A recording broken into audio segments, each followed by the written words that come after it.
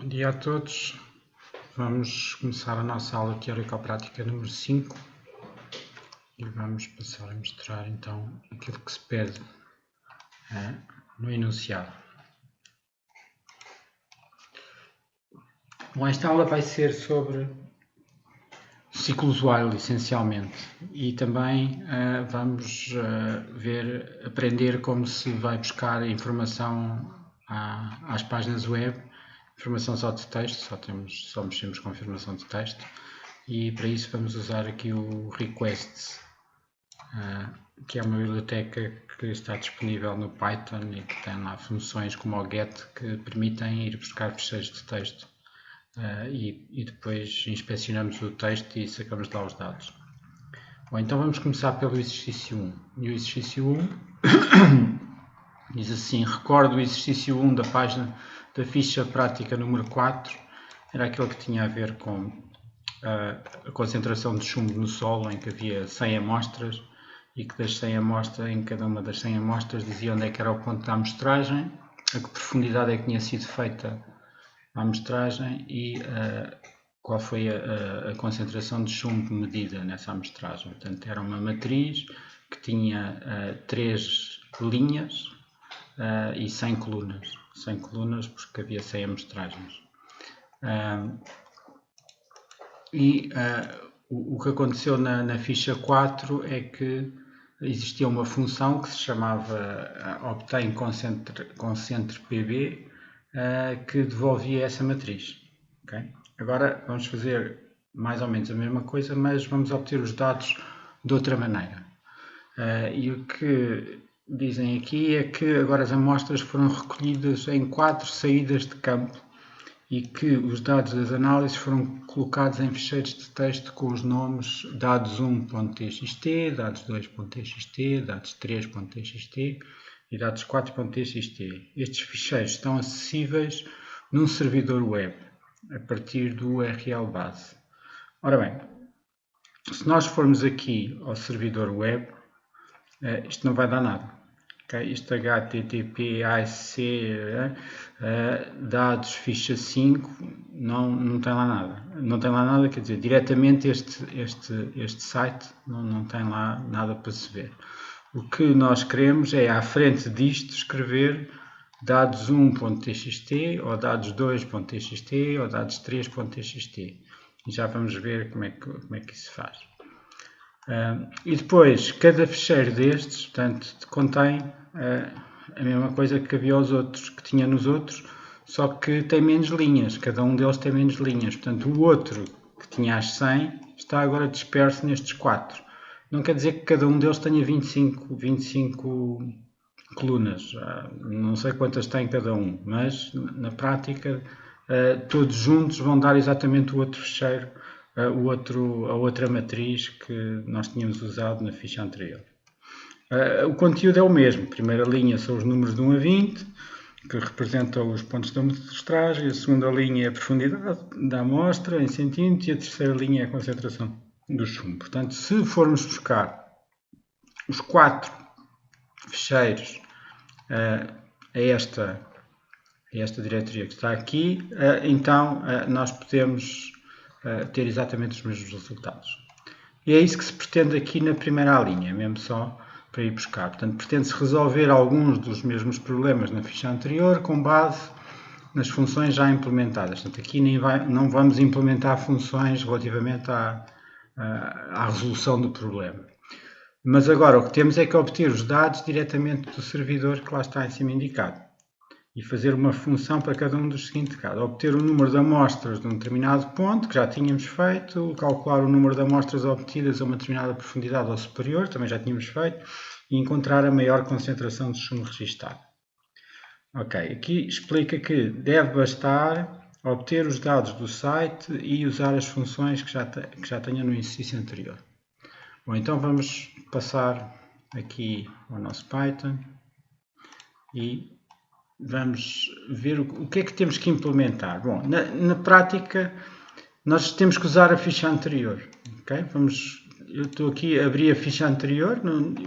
Este ficheiro tem que estar na mesma diretoria onde nós estamos nós estamos a trabalhar, em princípio, nós estamos a trabalhar na aula 5 e temos ficha 4 aberta, já tinha aberto, e temos que ter acessível as funções que estão na ficha 4. Depois vamos ter que ir fazer uma novo código, pode ser noutro fecheiro, não precisa de ser o mesmo. Bom, e o que é que acontece? Nós queremos agora, baseado no URL, obter os dados do URL. Okay? Bom, primeiro, qual é que é o URL? Nós temos o que estava lá definido, é que o URL base é isto. O URL base é ASC, SSDI, DI, FCT, UNL, PT, dados, ficha 5. Mas isto não identifica o fecheiro. Portanto, o que tem que acontecer é, à frente do URL base, à frente disto, temos que pôr o nome do fecheiro, que no nosso caso é dados1.txt, dados2.txt e assim sucessivamente. Bom, nós vamos ter aqui duas funções para resolver este problema. A primeira, esta função, que é a função que nós vamos chamar, é a genérica, que depois chama 4 vezes esta que apenas lê um fecheiro. Portanto, vamos primeiro concentrar-nos numa que apenas lê um fecheiro, só um fecheiro. E depois a outra tem a responsabilidade de chamar os 4 fecheiros e depois de os juntar todos numa matriz só, os resultados numa matriz só. Agora esta, o que vamos fazer é ler um fecheiro e pôr os resultados numa matriz, que aqui vamos chamar M, que é o que vai sair no fim. Inicializamos essa matriz a vazio, completamente, não tem lá nada. Bom, depois, o que é preciso fazer? É preciso primeiro, isto para ir buscar através de um URL, é preciso fazer o GET. Para fazer o GET é preciso ter o GET disponível e o GET está disponível na biblioteca chamada requests. Portanto, temos que fazer o import do request. Okay? Portanto, é uma coisa que temos que fazer e já agora só com o F5 é que eu consigo fazer aqui o import. E agora, a partir de agora, já posso usar o get, porque já fiz o import do request. E o que é que faz este get? Tal como dissemos na aula teórica, o que acontece, este get vai pôr todos os dados que estavam neste URL, que pronto, temos que ver se o URL está bem escrito, etc. Vai pôr todos esses dados, vai pôr aqui numa variável que se chama resposta. E esta variável que se chama resposta tem vários campos. Um dos campos é o OK. OK quer dizer que ele conseguiu realmente ler os dados do URL. Se não tiver conseguido ler os dados, este OK fica falso. Okay? Portanto, isto aqui só faça alguma coisa se realmente ele consegue ler os dados. Então, o que é que eu estou a fazer aqui? Estou a mandar uma mensagem para o ecrã, aqui para o interpretador, a dizer se foi o OK. A primeira coisa que eu digo é leitura e depois mostro o URL todo, está OK. Ou então, se falhou a leitura, mostro o URL todo, falhou. Okay? Pronto. Vamos só fazer isto, vamos só experimentar. Vamos primeiro fazer um URL e chamar esta função, só antes de perceber o que é que se está a fazer a seguir, só para ver o que é o OK e o que é o falso. Okay? Vamos só ver isto. Portanto, vamos primeiro pôr o URL, vou aqui para não ter que estar a escrever muito, vou copiar, vamos ignorar este base e vamos pôr aqui uma coisa qualquer que esteja errada. Se for dados.txt. Não há nenhum fecheiro que chame-se dados.txt, porque os fecheiros são dados1, dados2, dados3, pronto, são dados.txt, não está bem, ok? Portanto, este URL, que lá está, o URL, não está bem, ok? Mas vamos usar este URL. E vamos usar este URL e vamos chamar o obtain fiche. E o que é que aconteceu? Quando nós chamamos, o que é que ele fez? Ele foi buscar para a resposta, na resposta, e depois avaliou o resposta.ok. E este falhou, aqui ficou falso, porque não existe este fecheiro. Está mal escrito, ou não, pronto, não bate certo com o nome do fecheiro que lá está. E agora, ele foi para o else, e o que escreveu foi leitura, está aqui, leitura, depois põe o URL que nós fizemos, este tudo que ali está, com dados, né? E depois a seguir eu pus a palavra falhou. Portanto, isto é aqui uma uma concatenação de strings com o mais. Okay? O print dá para ir imprimindo várias coisas ao mesmo tempo, se fizermos mais, cada uma das strings. Bom, então, e agora o que é que aconteceria se nós fizéssemos realmente com um URL que estivesse correto? Então, vamos pôr um URL correto e vamos ver o resultado. O URL, agora vamos pôr dados 1. E agora vamos fazer outra vez o obtain. E o que vem é os dados que lá estavam. Já agora, o que é que são os dados que lá estavam? Os dados que lá estavam é uma matriz como aquela que nós tínhamos no primeiro problema, com 100 valores, só que agora não são 100 valores, são menos. São os que aqui estiverem, não sei quantos são. Mas tem uma linha, ele mostra de uma maneira esquisita, porque quando isto é muito grande ele põe na vertical, quando é pequeno põe na horizontal, mas neste caso pôs esta na horizontal e esta na vertical e esta na horizontal, mas isto não interessa, isto é tudo a mesma coisa. Portanto, isto é a primeira linha, depois a segunda linha tem isto, tem exatamente os mesmos números de elementos, e a terceira linha tem isto. Portanto, a primeira linha são aqueles números de 1 a 20, a dizer quais são os pontos da amostragem. A segunda linha tem a ver com as profundidades e a última das linhas tem a ver com a concentração do chumbo. Pronto, portanto ele leu. Agora, como é que ele leu? Agora, vamos ver como é que ele leu. Portanto, nós estávamos aqui, ele já conseguiu ler o fecheiro e agora o que é que vamos fazer? Primeiro, vamos dividir. Portanto, como é que é o fecheiro propriamente dito? Eu vou-vos pôr aqui o fecheiro, é um bocadinho complicado. Vou buscar isto. Vou ver se consigo tirar o fecheiro, só para nós vermos como é que é o fecheiro. Ok.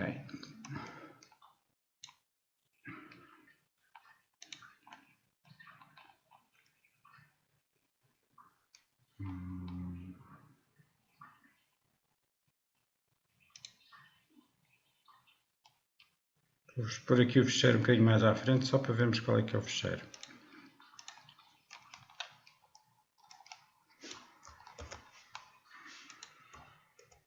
Bom, o fecheiro é isto. O fecheiro tem isto, exatamente isto. Okay? Eu copiei do URL diretamente para aqui. Fui ao Chrome, agarrei no fecheiro e pus aqui. O fecheiro só tem isto, são estes números. Okay? Portanto, isto é o dados1.txt.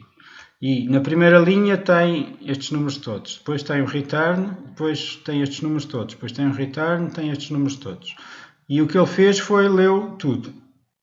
Leu tudo e pôs na respectiva matriz. Portanto, como veem, isto aqui não tem matriz nenhuma. Aqui é mesmo dados puros, só texto. Então, como é que ele foi ler? Portanto, a primeira coisa que se fez foi, ele quando leu, pôs o fecheiro todo numa linha só. Uma linha só, isto é como se tivesse uma linha enorme, aqui tem um caractere especial que é de mudança de linha, depois o resto vem à frente, depois tem um caractere especial de mudança de linha e o resto vem à frente. Portanto, ele está exatamente aqui neste momento, quando faz a resposta, no resposta.text, tem todo o conteúdo do fecheiro numa linha só. A partir daqui, nesta instrução, faz-se um split. E um split quer dizer, vou dividir o texto em vários pedaços, separando-os por mudança de linha. Este /n quer dizer é o return. Okay? Portanto, o que é que ele vai fazer? O que ele vai fazer, este txt, agora é uma lista em que cada elemento é uma linha. Ou seja, ele vai fazer na txt0 é isto. O que é que está? Tudo. É um texto, continua a ser texto. Isto é só texto, são só caracteres. É um 2, depois é um espaço, depois é um 1, depois é um espaço, depois é um 2, etc. A segunda linha é esta string com isto tudo, até aqui. Portanto, este caracterezinho que está aqui, que a gente não vê, é o /n. É o /n. E este /n foi usado para fazer o split. Ou seja, antes do /n é uma linha, depois do /n é outra linha, depois encontra outra /n e é a terceira linha. Portanto, temos agora no txt, que é a variável txt, que inventei o nome, temos 3 linhas, cada uma com uma string. E a string são aquelas letras todas lá correspondentes. Bom, E agora o que vamos fazer? Agora vamos fazer um for, vamos processar linha a linha. Temos cada uma das linhas. O que é que nós queremos agora? Agora queremos que as linhas se transformem numa coisa destas, que é um vetor com números separados. Portanto, como é um vetor, tem que estar separados com vírgula, não é? Portanto, é um vetor de números. Números mesmo, números inteiros, já não é texto. Temos de os transformar em inteiros também. Então, vamos fazer aqui um for. Vamos processar linha a linha. Okay? Aqui, este if é só necessário porque nem sempre é necessário, depende dos fecheiros. Porque às vezes, no fim, podia haver aqui várias linhas vazias. Portanto, se eu aqui tivesse enganado e tivesse feito vários return, o que é que aparecia? O que acontecia era que havia várias linhas, não tinha absolutamente lá nada. Okay? Pronto. Portanto, o que eu estou a dizer aqui é que eu só vou processar linhas que não estejam vazias. Isto é mesmo vazio, isto é plica, não tem lá nada, nem sequer há um espaço lá dentro, são duas plicas seguidas. Portanto, o que eu estou a fazer é só processo isto, a linha, se a linha não for a linha vazia. Pronto, só para evitar aqueles erros, porque senão dava um erro, senão eu chegava a uma linha vazia e não sabia o que é que havia de fazer com ela. Bom, então se não for vazia, eu vou inicializar o vetor a vazio. Pronto. O que é que eu estou a fazer? Quando começo na primeira, estou a pôr um vetor aqui dentro completamente vazio. Ainda não está aqui dentro, mas vamos construir o vetor que lá está dentro e começar com ele todo vazio. Depois, vou buscar cada um dos elementos da linha, mas a linha não é a linha normal, é a linha split com espaço. Agora sim, reparem que aqui está um espaço. Aqui não estava, mas aqui está um espaço. O que é que ele está a fazer? O que ele está a fazer é, vai aqui a estas... Agora a linha tem isto, desde o 2 até ao 5 cá no fim. E o que é que o split da linha, o que é que vai fazer? Vai-me fazer ter uma lista, e o split está a fazer o split com o espaço. Ainda agora foi o split com o return. O split com o return faz-me linhas diferentes. O split com o espaço vai fazer o primeiro espaço que encontra é este. Portanto, o primeiro elemento da lista é 2. Depois o segundo espaço é este. Então, o segundo elemento da lista é 1. Depois é outra vez 2. Depois ups, já estou aqui a estragar isto. Depois é 26 e assim sucessivamente. Okay? Portanto, o que é que ele fez então aqui neste split? Este split, o resultado deste split é exatamente ter todos aquelas letras em cada uma num elemento de uma lista. Mas atenção que continuam a ser caracteres, continuam a ser strings. Portanto, isto é uma string com 2, isto é uma string com 1, isto é uma string com 1, isto é uma string com 2, 6, portanto 2 caracteres, isto é com o caractere 1, este é com o caractere 1, 4, são tudo strings. Pronto. Mas agora já estão no formato de lista, portanto estão todas, é como se fosse uma lista separada por vírgulas, ok? Bom, então, se é uma lista, eu posso também fazer um for nessa lista. Vou a cada um dos elementos da lista e o que é que vai fazer este for? Vai buscar o elemento e depois dentro do for eu vou transformar a string, vou transformar num inteiro. Okay? Eu estou a transformar o texto num valor. E esse valor é que eu vou fazer o append a esta lista. Portanto, esta lista está construída, está inicializada vazia, depois vai processar cada uma das strings que está aqui separada por espaço.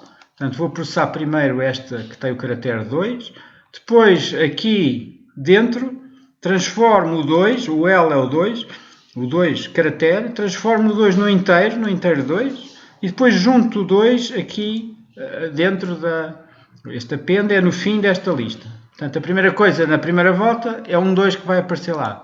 Na segunda volta vai lá aparecer um 1, depois vai aparecer outro 1, depois vai aparecer um 26. Agora já naquela lista já só são adicionados inteiros, porque está aqui um int, a transformar o texto no inteiro. No fim, o que é que acontece? Aqui, neste fim, aqui, quando acaba, antes de começar depois do for ser sido todo processado, a primeira linha há de ter o que está aqui, tudo isto. Aquele LL, não é a primeira linha. Aquele LL tem todos estes números, é este vetor, exatamente este vetor. Bom, agora o que é que eu fiz? Lembram-se que eu estou a construir esta matriz tem 3 linhas. Portanto, a matriz ao princípio estava vazia, era como se só tivesse este parênteses e este parênteses aqui no fim. Depois, o que é que vou fazer? Vou acrescentar a esta matriz vazia, vou acrescentar esta linha. Portanto, a matriz agora, quando eu acabo aqui este if, aqui no fim, depois deste append, a matriz vai ter só esta linha. No princípio vai ter só esta primeira linha. Depois vai construir as outras aonde? Bem, depois vai neste for, isto ainda não acabou, este for cá fora. Este for cá fora vai buscar as outras linhas. Portanto, primeiro processamos a primeira linha, depois a outra linha será esta, depois a terceira linha será esta. Então depois vai acrescentar uma linha e depois a outra linha. E depois acaba porque não há mais nada. Pronto. Portanto, é isto que está a ser feito aqui dentro deste. Mas este só me lê um fecheiro, não lê os outros. Okay? Portanto, este era o exemplo para o fecheiro dados 1, mas reparem que se eu fizer o dados 2, se eu vier aqui ao URL e puser o dados 2, e chamar outra vez a função, os números vão ser diferentes. Okay? Estes são outros, não são os mesmos. Não é? E depois o dados 3 tem outros números e o dados 4 tem outros números. Portanto, depois temos que... Então, não basta só obter de um fecheiro. Temos que juntar de todos os fecheiros e fazer uma única matriz com todos os fecheiros. Então, é isso que vai fazer esta obtém dados. Okay? Esta obtém dados, o que é que vai fazer? Vamos ver. Aquilo que passa aqui por parâmetro no obtém dados vai ser o nome da diretoria onde estão os fecheiros, é esta coisa que está aqui, até a ficha 5, barra, e estamos à espera que à frente esteja o nome dos fecheiros. E é isso que vamos fazer. Aqui o que é que passamos? Aqui dizemos quantos é que são os fecheiros. Para quê? Para ir desde 1 até este número, ir buscar cada um dos fecheiros. Como é que vamos fazer isso? Vamos fazer, primeiro, vamos fazer o URL base mais dados 1. Vamos começar com o 1. Vamos ler o primeiro fecheiro. Este é para ler o primeiro fecheiro, certo? Portanto, foi isso que nós fizemos aqui. Quando nós estávamos aqui, cá em cima, cá em cima, o que nós criámos aqui foi isto. Isto é o URL base, e se fizermos mais dados 1, aparece tudo junto num URL só. URL base mais dados 1. Fica num URL só. Depois fizemos obtém fecheiro, que foi o que fizemos aqui. Obtém fiche, com este URL. E o resultado há de ser, que é o out daqui, há de ser isto que está aqui. Este D é a primeira parte da matriz. É a matriz só com os dados do fecheiro 1. Bom, e agora? Agora quero ir buscar os dados dos outros fecheiros. E como é que vou fazer isto? Vou fazer... Quantos é que faltam ainda? Ainda faltam 3. Okay? Pronto. E vou fazer um for desde o 1 até... É suposto chamar este obtém dados com o número de fecheiros, que é 4. Okay? Aqui. Por isso vou buscar desde o 1 até o 4, mas o 4 não é inclusiva. Portanto, vai ser 1, 2, 3. Okay? Portanto, só quero dar 3 voltas, porque só me faltam ler 3 fecheiros. Bom, e qual é que é então o próximo? Bom, este i vai ter 1, ou 2, ou 3. É o número que cá está. Então, o próximo URL vai ser o URL base. Depois tem que escrever à frente dados. Vejam, tem aqui à frente dados. Isto está tudo pegado. Dados. É mais fácil se calhar percebermos assim. Barra dados. Depois vai ter que ter um número. Qual é o número? Bom, agora eu quero que o próximo seja o 2, certo? Porque o 1 já lá está. Quero que o próximo seja o 2. Então, quando o i é 1, vou-lhe somar mais 1, fica 2. E isto tem que ser uma string. Junto este 2 e depois junto .txt. Todos acabam em .txt. Portanto, no fim tem que ter o cuidado de juntar .txt. Quando o i for 2, vou ler o 3. Quando o i for 3, vou ler o 4. E depois já não há mais. Portanto, assim leio os que faltam. Bom, então o URL já tem o nome do fecheiro certo. E agora vou buscá-lo. Vou buscá-lo e vou pôr neste M. Atenção que este D e este M, portanto este D inicial tinha os dados num fecheiro, este M tem os dados do fecheiro seguinte. Na primeira volta vai ter os dados do fecheiro 2. que é este que aqui está em baixo, estes. Bom, então o que é que vamos fazer agora? Agora temos que juntar, temos que pôr os dados deste temos que pôr aqui, porque no fim vou retornar exatamente o D, este D que aqui está. Bom, então como é que vamos fazer para juntar isto? Bom, vamos a todas as linhas deste D, as linhas deste, e vou estender com as linhas deste. Ok? Portanto, quais são as linhas que nós temos? Bem, as linhas deste são 3, né? Portanto, este len de D dá 3. Portanto, o range dá 0, 1, 2. Portanto, este line tem 0, 1 ou 2. Então, o D0, ou seja, a linha 0 do D vai ser estendida com a linha 0 do M.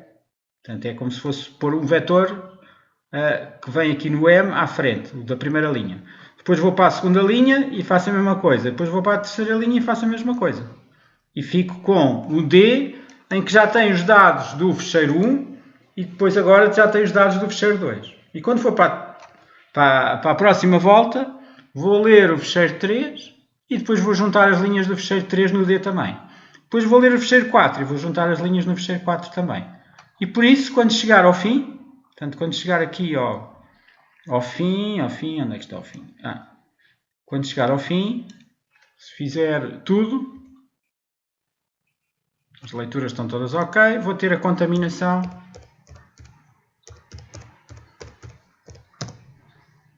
Vou ter contaminação com todos. Ok, aqui já é grande demais, não dá para ver. Mas tem todos os dados. Portanto, aqui já estão os 100, correspondentes exatamente aos dados que nós tínhamos na ficha 4. Pronto, e claro que se temos os dados com a contaminação lá, então agora é só fazer as amostras. Se quisermos responder à primeira pergunta, lembrem-se da primeira pergunta. A primeira pergunta era exatamente isso, era obter o número de amostras de um determinado ponto. Por isso é só chamar a função que diz exatamente isso, que é amostras, ponto, qualquer coisa, porque estou a assumir que tenho essa função aqui na ficha 4, que já fiz o F5 para ela estar acessível, e agora é só chamá-la. Não vou implementar nada, e este é amostras a uma profundidade maior do que 90. Portanto, isto não é para repetir o código aqui, isto é apenas para usar o outro código. E esta é a maior concentração. Pronto. E os resultados têm que ser os mesmos, porque os dados são exatamente os mesmos. Portanto, não há nada de novo aqui. Aqui o que é de novo é exatamente todo este processo. Eu sei que este processo não é muito fácil. É um bocadinho complicado, especialmente porque temos que lidar com textos, e os textos às vezes não se veem como caracteres destes. Temos que ter o cuidado de fazer os splits nos sítios certos. Temos que ter o cuidado de ver se não há linhas vazias. Portanto, há aqui uma data de pequenas coisas que, para isto funcionar como deve ser, têm que estar todas bem feitas. Senão falha e nós nem sabemos muito bem porquê. Okay? Bom, então vamos continuar. Esta era a parte mais tricky da coisa. Vamos então ver qual é que será a próxima linha. Portanto, isto era apenas a primeira linha do primeiro exercício. Agora temos mais F linhas. Portanto, vamos a B. Pretende-se uma função que permita verificar se existe alguma amostra com uma concentração de chumbo superior a um determinado valor. Okay? A função deve responder apenas com true ou false. Portanto, isto já tem a ver com a parte dos ciclos while. Porque quando nós estamos à procura num vetor de um número e queremos saber se esse existe ou não existe, o que nós fazemos tipicamente vai ser um ciclo while. Porquê? Porque não vai ser um ciclo for, porque um ciclo for implica que se processe o vetor todo. Mas nós só quisermos saber se existe ou não existe, mal se saiba que existe, parou. Não precisamos de continuar a processar o vetor. Por isso é que é um ciclo while. O ciclo while permite interromper o ciclo quando acontece qualquer coisa que nós detectamos. E vamos ver então como é que se faz para o caso desta pergunta, que é encontrar uma amostra com concentração superior a qualquer coisa. Ora bem, cá está. Nós temos uma função, procura, conc, sup, pronto, não interessa.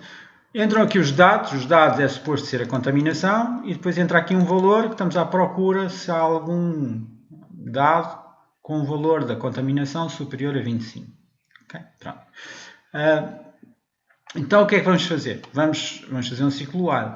Primeiro, vamos ver a dimensão, ou seja, o número de dados que nós temos possíveis.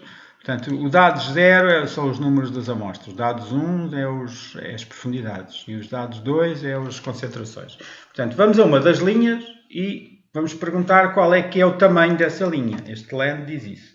Portanto, na realidade, neste caso, o tamanho é 100. Portanto, é como se tivesse aqui 100 neste dim. Okay? São o número de colunas correspondentes à matriz.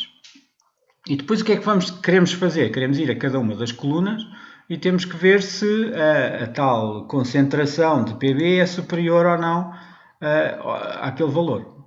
Então, como é que vamos fazer? Vamos estar a usar o tal while. Okay? Portanto, vamos ter aqui um pós, que é a posição que estamos à procura.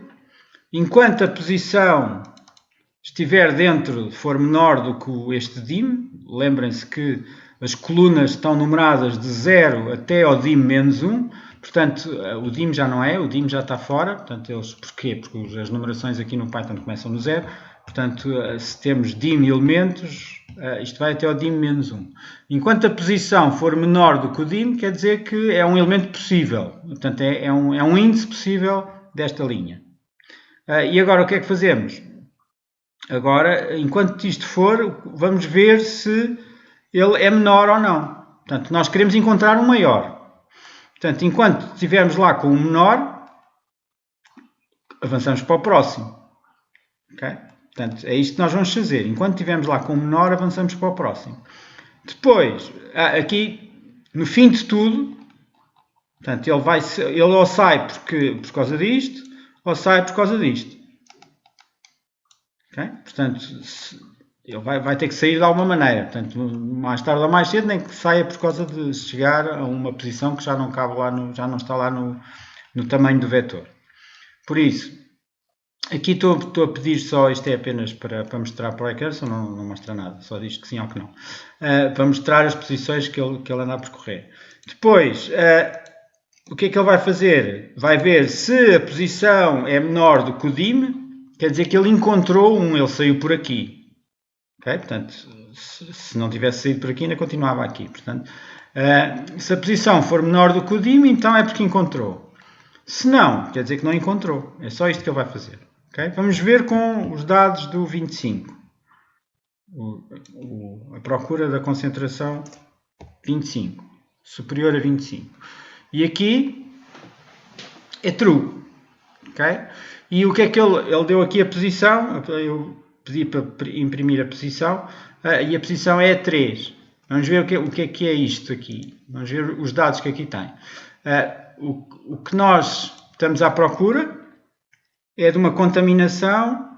Uma contaminação não, este 2 aqui corresponde à concentração do chumbo. Portanto, se virmos aqui os dados, a concentração do chumbo é este. Portanto, este é o índice 0. O que é que ele fez? Ele foi aqui, começou no índice 0. 0 é menor do que 100. E dados, a terceira linha, 0, é quanto? A terceira linha 0, terceira linha 0 é 13. 13 é menor do que o valor, então avança para a frente. Depois vem a que vem a seguir. 14 é menor do que o valor, então avança para a frente. Depois é que vem a seguir, com 2. Com 2 é 6. 6 menor do que valor, sim, avança para a frente. Depois vem a seguir, que é o 3. 3, 0, 1, 2, 3. Depois vem 28. 28 é menor ou igual do que 25? Não. Falha aqui. Falha aqui com a posição a 3. 3. Reparem que é 3. 0, 1, 2, 3. É por causa deste 28.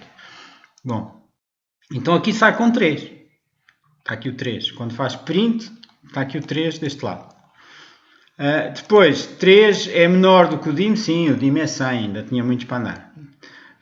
E pronto, então vai dizer exit existe igual a true e sai o true cá para fora. Return existe. Bem? Bom, se fizéssemos aqui neste com 200, aqui é um número muito grande que é para ele não encontrar. Então, ele vai andar todos, isto, tudo, e depois continua os outros. Este aqui era só o fecheiro 1, lembrem-se que este era só o fecheiro 1, portanto ainda vai ver o fecheiro 2, o fecheiro 3 e nunca mais acaba, são 100. Ele vai andar em todos e nunca encontra isto, nunca faz um maior do que o valor, portanto este é sempre true. E por isso sai por aqui quando a posição é 100. Então, a posição, quando ele escreve o print posição, vai-me aparecer aqui um 100.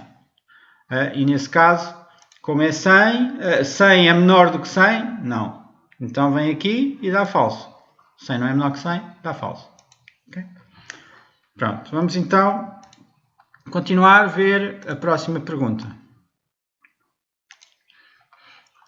Estamos na B. Vamos a C era esta, era experimentar com 25 e experimentar com 200. Agora vamos para esta. Para os dados recolhidos, pretende-se uma função que permita calcular o número de amostras obtidas em cada ponto. Okay? Este é mais tricky do que parece. Nós queremos saber, nós temos os pontos todos e nós queremos descobrir quantas é que são em cada ponto. E vamos ver como é que isso se faz.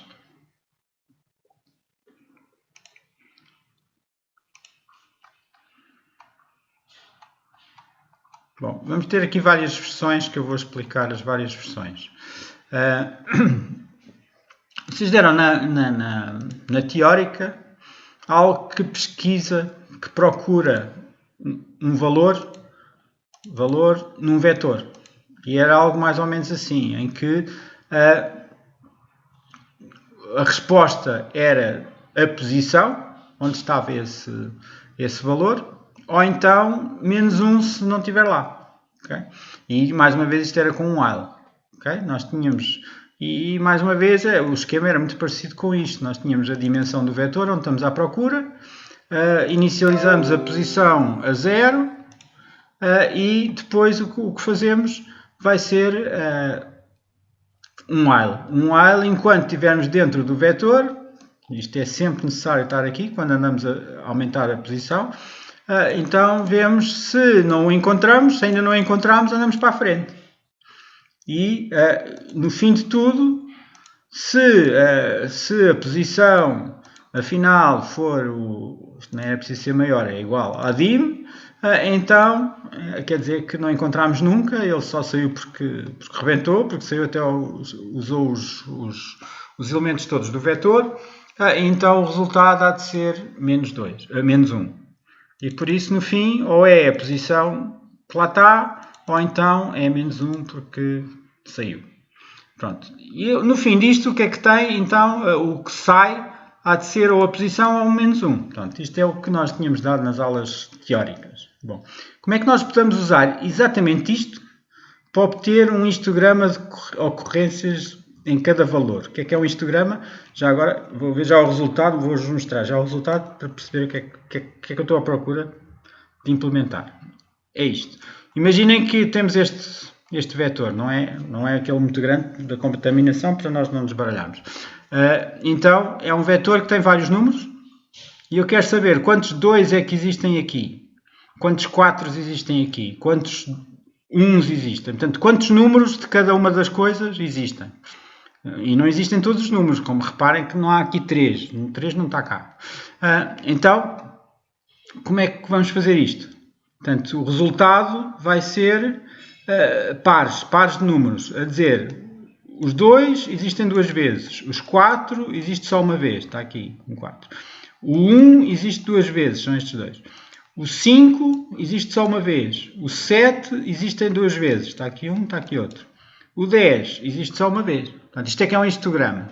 Tá bem? Nem precisa estar ordenado, isto não está ordenado, como veem, não está nada ordenado. Bom, então, como é que se vai construir este histograma?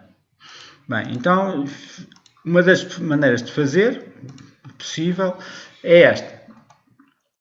O histograma é inicializado primeiro, e já agora este histograma, este que estamos a fazer, não vai sair exatamente com este formato, mas vamos ver. Vamos manter aqui duas listas. Vamos manter duas listas. Uma é dos valores. A dos valores, que são os valores que aparecem aqui. O 2, 4, 1, o 5, o 7, o 10 e o 7 também, neste caso. Uma lista tem esse. E vamos começar a lista com o primeiro elemento, que é exatamente este 2. Okay? Portanto, este V tem o vetor inicial. O V0 tem o primeiro elemento do vetor inicial. Portanto, isto é como se tivéssemos aqui uma lista que tem duas listas. A primeira lista tem só o elemento 2 e a segunda lista tem o número 1, porque eu já contei este. Portanto, eu vou contar. Vou contar e ponho lá 2, 1. E agora o que é que eu vou fazer? Bom, agora vou percorrer todos os outros elementos do V. Okay? Desde o range 1 até ao fim.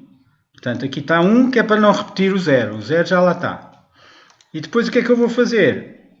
Bom, agora a primeira coisa que vou fazer, vou chamar esta pesquisa que aqui está. E esta pesquisa vou procurar se este elemento está lá ou não.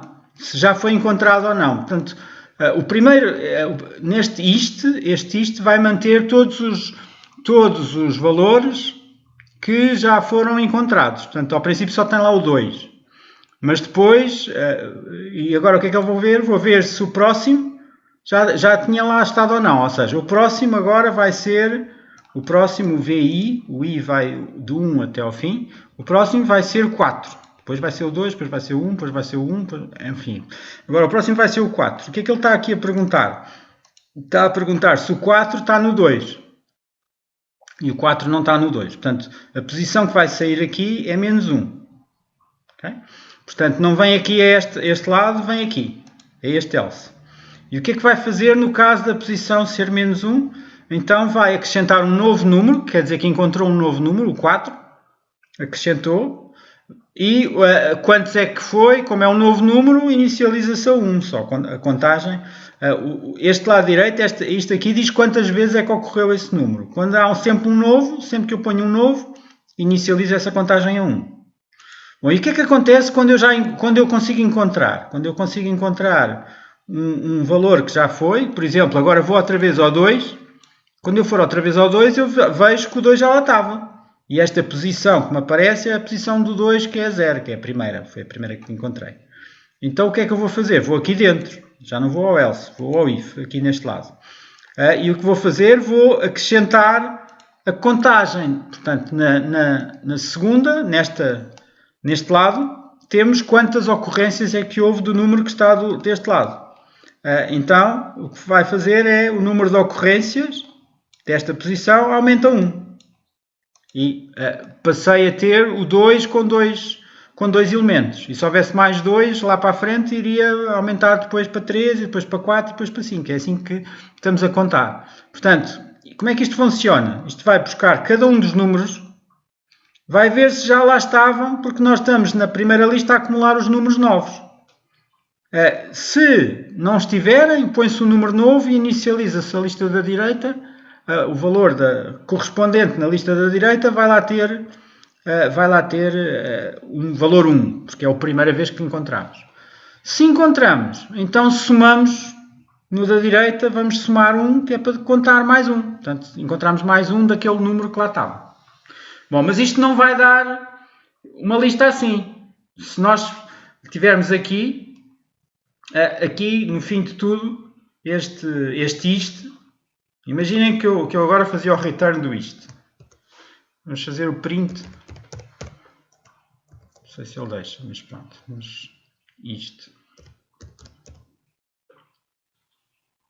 Vamos fazer antes o return do isto para nós vermos só.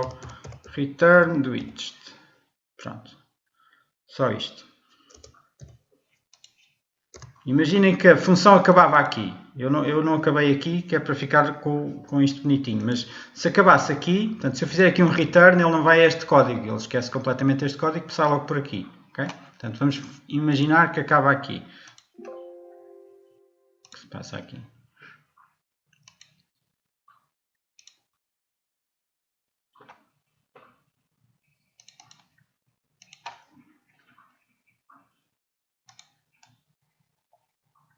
title.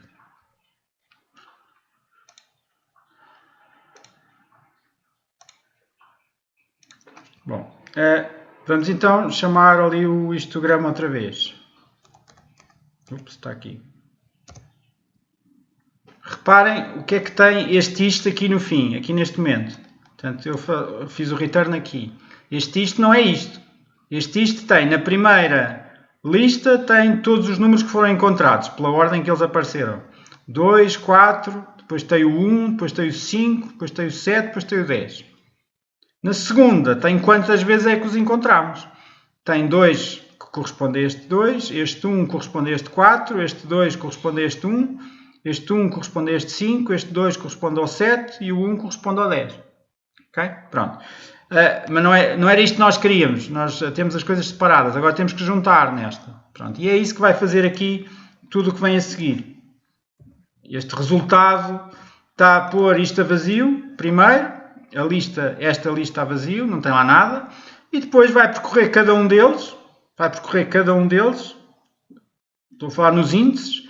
E vai fazer o append de 2 com 4, neste caso 2 com 2, 4 com 1, 1 com 2, é este que estamos aqui a fazer.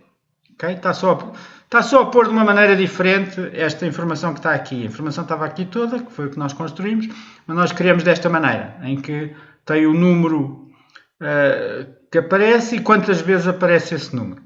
Okay? Portanto, isto é uma das formas de implementar este tal histograma. Mas há mais. Vamos ver outra forma de implementar este histograma, que está aqui, que é a segunda, que é um bocadinho diferente.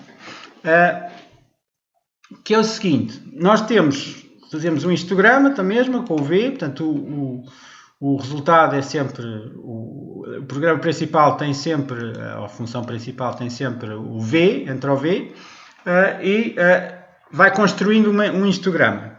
E este histograma, que está aqui, é inicializado a vazio, e depois para cada elemento V vou inserir este novo elemento neste histograma. Portanto, este histograma, este insert, vai mantendo o histograma. Como é que vamos fazer o histograma? Bom, o que nós vamos fazer, vamos manter isto ordenado. Para já vamos ver exatamente para o mesmo caso qual é que era o resultado. Okay? Vejam agora a diferença. A diferença é que os números estão ordenados. Temos o 1, o 2, depois o 4, depois o 5, depois o 7, depois o 10. Aqui não, aqui tínhamos o 2, o 4, o 1, o 5. Aqui é a ocorrência que aparece no vetor inicial. Aqui vou pondo valor a valor, mas vou ter o cuidado de o pôr ordenado. Como é que eu vou fazer isto? Quando tenho que pôr um valor no histograma, portanto, agora podemos imaginar que este isto já vem ordenado, ou está vazio ou vem ordenado. Porquê? Porque sempre que eu ponho um novo, ele vai ficar ordenado. Então, o que é que vamos fazer? Vamos, mais uma vez, fazendo aquele ciclo while. Este ciclo while vai ver, enquanto estiver dentro do fecheiro, e se o x, o novo valor, for maior do que o que estamos a ver, o corrente, portanto a posição 0, lembrem-se que tem coisas destas, a posição 0 é o número e a segunda é o número de ocorrências desse número. Então, enquanto for maior, o que é que eu vou fazer? Eu vou manter, portanto o meu resultado é o que vai sair aqui. Okay? Portanto, vou copiar o que lá está. Portanto, eu vou copiar todo este histograma para o res e depois vou acrescentar o novo para esse res e o resto do histograma. Então vou copiando o que lá está, portanto vou avançando nestes até chegar ao número. Imaginem que agora tinha o número 6. Eu tinha que guardar este, tinha que guardar este, tinha que guardar este, tinha que guardar este e tinha que pôr o 6 aqui no meio. Okay? E depois tinha que pôr os outros todos atrás. Okay? Portanto, é isto que ele está a fazer, vai guardando os que são menores ou iguais. Pronto. E vai andando para a frente. Depois, se a posição for maior do que o DIM, ou seja, se ele chegou até lá ao fim, imaginem que o número era o 11, ele tinha chegado até ao fim. Então, o que é que vai acontecer? O que é que eu quero? Quero apenas pôr lá o novo, no fim, o novo, que é o número, e o número de ocorrências, que é o 1, foi o primeiro que aconteceu. Okay? Pronto. Isto é no caso de não existir lá. Pronto, agora pode existir e estar lá mesmo. Imaginem que eu agora quero mais um 4. Portanto, eu andei aqui e encontrei aqui o 4. Ele saiu por aqui, porque o 4 não é maior do que 4. Portanto, saiu por aqui, é igual a 4. Então, vou verificar se é igual a 4. Se for igual a 4, o que é que faço? Onde está este número, vou pôr lá este número mais 1. É isso que aqui está escrito. Portanto, o 4 ficava com o 2 aqui. É isso. E agora, o que é que faço? Agora o resultado vem com isto tudo que vem a seguir à frente. É isto que eu estou a dizer. Estender o resultado com todas, desde a posição até ao fim. Estes 2 pontos é até ao fim. Portanto, não digo um número do fim. E por fim, se não é um novo e se não é um que já lá está, então é um que vai ser inserido aqui no meio. Imaginem que é um 6. Okay? Então o que é que eu tenho que fazer? Tenho que o pôr aqui no meio. Portanto, eu vim até aqui, pus no meio e depois ponho os outros todos que faltam. Quando ponho no meio, tenho que dizer que começa com 1. E por isso vou mantendo sempre isto ordenado. Okay? Portanto, isto era uma outra forma de pôr, só que os resultados agora vão sair ordenados. Bom, vamos continuar então para a pergunta seguinte.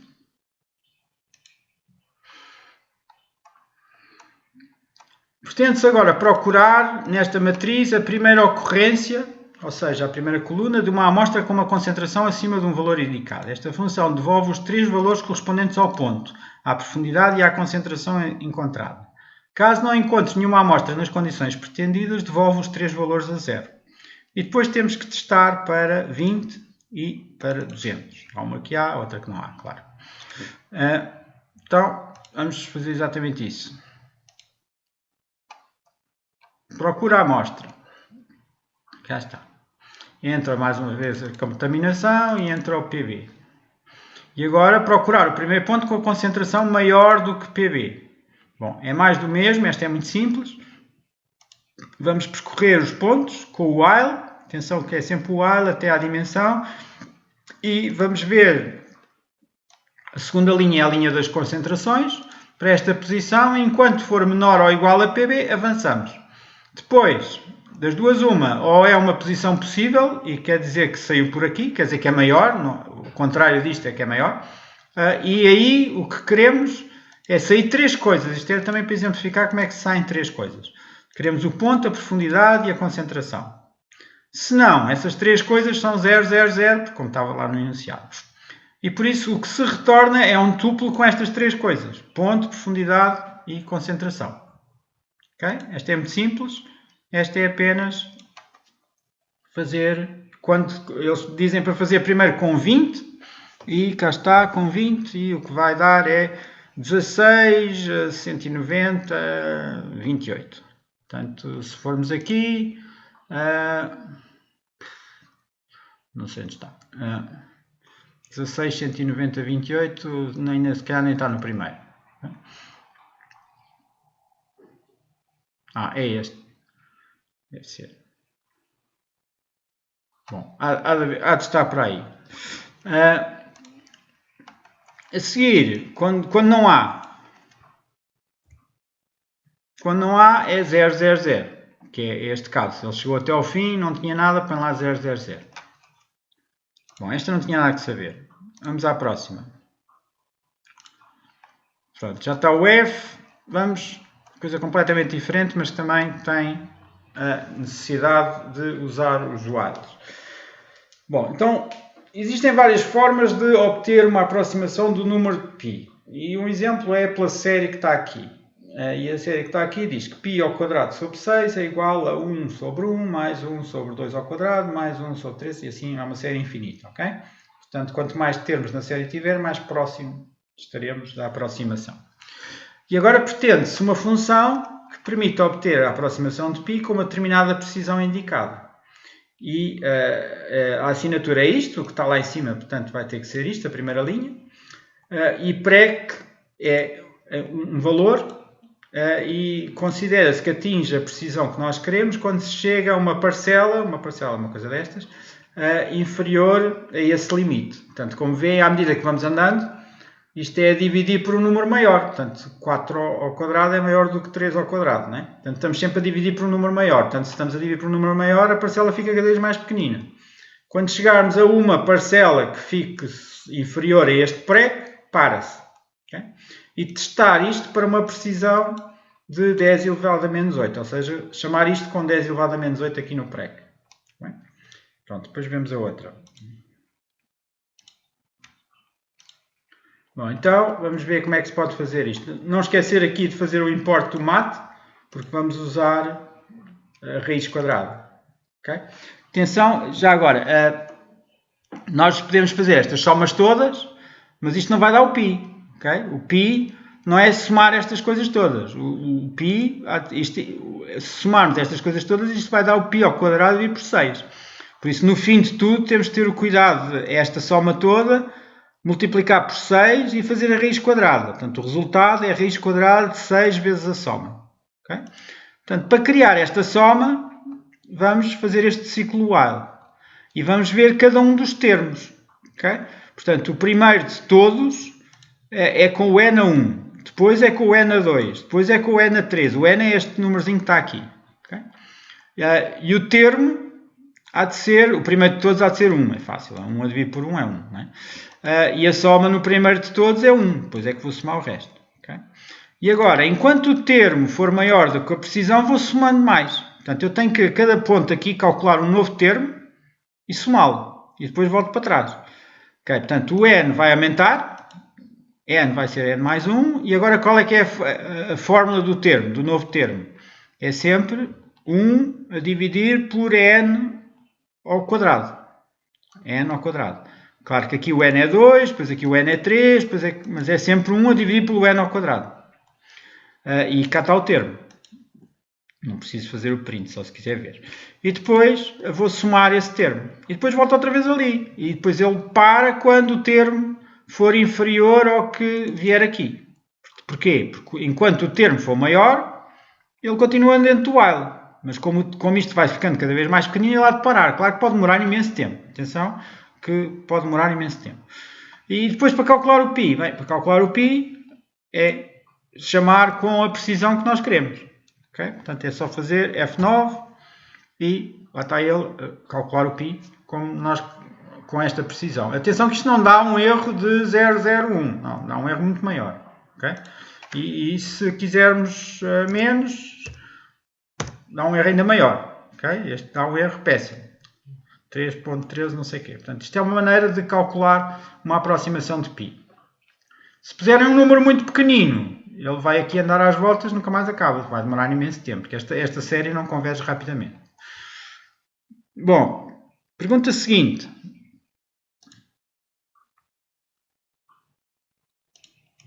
Pergunta seguinte. Repetir o exercício, mas agora uma outra série.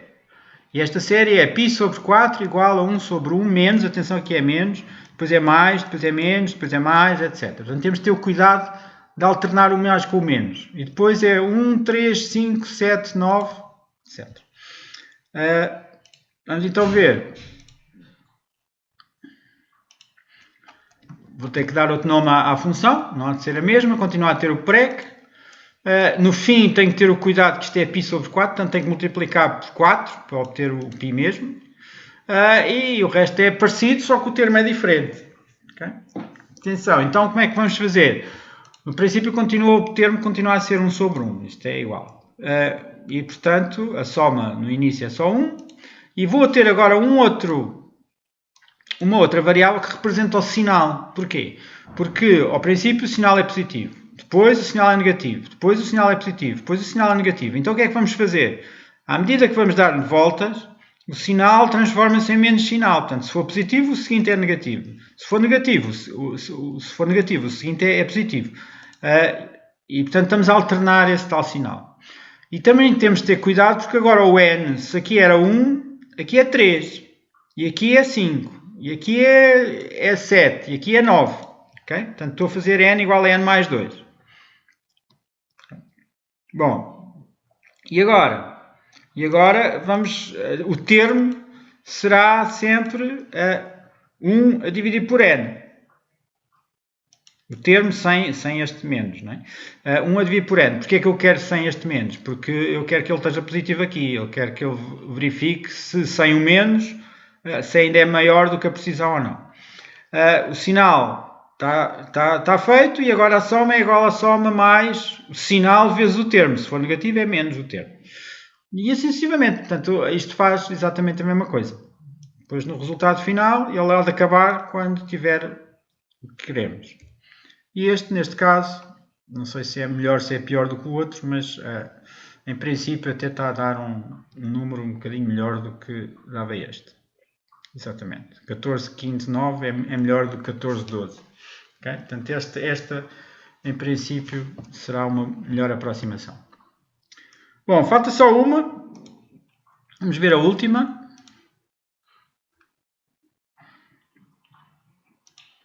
E a última é determinar a raiz da equação.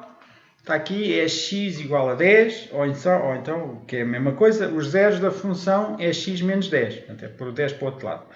Sabendo que a solução se encontra no intervalo 1, 3, que é uma função contínua e que o valor da função nos extremos do intervalo tem sinal diferente, e usar o método da bisseção. Isto é aquele método que diz que se a função é contínua e se de um lado é negativo e do outro lado é positivo, então o zero tem que passar algures no meio. E por isso o que se vai fazer neste método é considerar o ponto central, o ponto médio, e depois ver onde é que muda de sinal e continuar com um intervalo que de um lado é negativo e do outro lado é positivo. Não interessa se é o primeiro ou se é o segundo. O que interessa é que dentro do intervalo há de ter lá um zero. E o método, à medida que o intervalo vai ficando mais pequenino, o zero há de estar cada vez mais confinado no intervalo pequenino. No fim de tudo, quando o intervalo for suficientemente pequenino, nós damos o valor intermédio, o valor médio desse intervalo, e isso é a aproximação. E é aqui isso que vamos fazer. Portanto, vai-se chamar raiz eggs 10, prec, e depois o prec é a dimensão do intervalo que se pretende atingir. Okay? Depois temos que testar para este valor. Bom, então vamos fazer... Temos duas versões para fazer. Vamos fazer uma versão primeira que vamos fazer vai ser este prec é o resultado final. Os intervalos vai começar entre 1 e 3. Portanto, o limite inferior do intervalo é 1, o superior é 3. Este é o valor da função nesse intervalo, que é o ESP E elevado a 1 menos 10. E este é E elevado a 3 menos 10. Isto é o FA e o FB. Depois, o que se vai fazer é, enquanto este intervalo for maior ou igual ao prec, vamos dividi-lo. Okay? Aqui, ao princípio, já sabemos que um é negativo e outro é positivo. Nem sei qual deles é que é. Mas sabemos porque é dado pelo enunciado. Bom, então o ponto médio é o quê? É a soma dos intervalos, dos extremos a dividir por 2. E vamos calcular qual é a função nesse ponto médio. Esta função, o que é que está nesse ponto médio? E agora vamos ver o que é que nos interessa. É o intervalo que está à esquerda ou o intervalo que está à direita?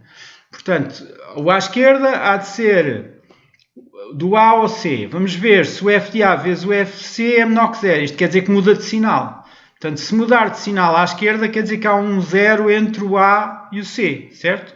Então, isso quer dizer que o meu novo extremo superior, o que era o B, nós estávamos a trabalhar entre A e B, o meu novo B vai se chegar mais para perto do A, vai ficar no valor com C. E o valor do F do B vai ser o F de C, que já calculei aqui. Escuso de calcular outra vez. Pronto. E isto fica com um novo intervalo A-B e com os respectivos F de A e F de B. Mas no outro caso, em que o zero há de estar do outro lado, entre o C e o B, o que é que eu tenho que fazer? Tenho que atualizar o A. O A passa a ser o ponto C, vai chegar mais perto do B. E por isso o F de A vai ficar igual ao F de C. Pronto, e ainda há um outro caso muito raro, que é o C ser exatamente o resultado. Okay? Que é eu partir ao meio, escolher o ponto médio e o ponto médio dar 0. Não é? Se é 0... Se o F de C for 0, nem este é menor que 0, nem este é menor que 0. Vai dar exatamente 0. Então, nesse caso, acaba. Pronto. E a maneira de acabar é dizer que o A e o B é exatamente o C, o intervalo fica 0, fica de abertura 0. No fim de tudo, quando eu acabo, tenho um intervalo suficientemente pequeno, o resultado final vai ser o ponto intermédio desse resultado. Okay? Vamos experimentar então, ver aqui, o resultado é este. E o resultado certo deveria ser este. Portanto, isto é uma aproximação já bastante boa, portanto, só aqui é que há aqui alguma diferença. Portanto, o intervalo que dá é bastante pequenino. Já agora, se quisermos ver como é que isto calcula, estou aqui a fazer o print para ir mostrando os intervalos que são usados. E podemos ver... não vemos nada porque eu não fiz o run. Podemos ver o que é que está a acontecer. E vejam, está no 1,3, depois percebeu que é do 2,3, depois percebeu que é entre o 2 e o 2,5, depois entre o 2,25 e o 2,5 e assim sucessivamente começa a ficar cada vez mais pequenino.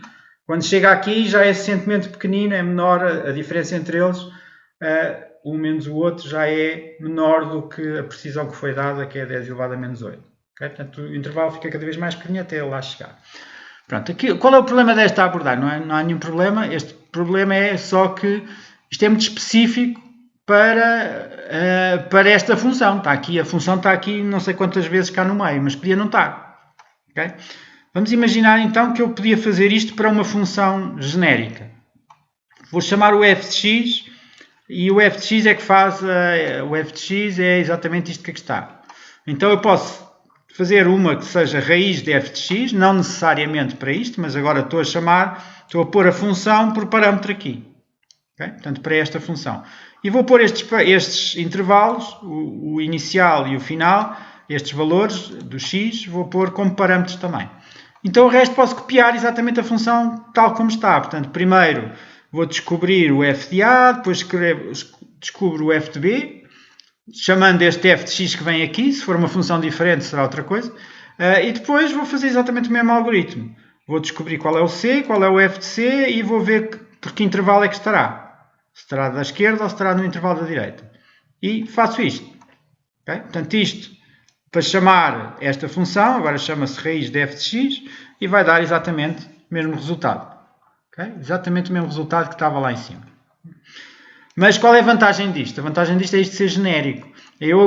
Imaginem que eu agora tenho uma outra função completamente diferente, que já não é o mat-esp de x menos 10. É uma função de x como esta, é um polinómio. E agora, como veem, o polinómio tem uma raiz aqui no 2, tem uma raiz no 5 e tem uma raiz no menos 1. Okay? E agora quero descobrir uma raiz. Vou chamar com fx1, é este fx1, e quero perguntar entre 0 e 3, onde é que ele tem a raiz? Entre 0 e 3 ele vai ter no 2, certo? Portanto, se fizer F9, ele apresenta-me uma aproximação deste 2, não é exatamente o 2, mas está ali pertinho. Okay? Se fizer outra, entre 3 e 20, ele tinha no 5. Então, cá está 4999, pronto. Ele consegue encontrar as raízes, desde que eu tenha a certeza de que dou um intervalo em que de um lado é positivo e do outro lado é negativo. Portanto, há de haver um zero lá dentro. Okay? Bom, por hoje é tudo. Não há mais. Esta era a última das perguntas e obrigado pela vossa atenção.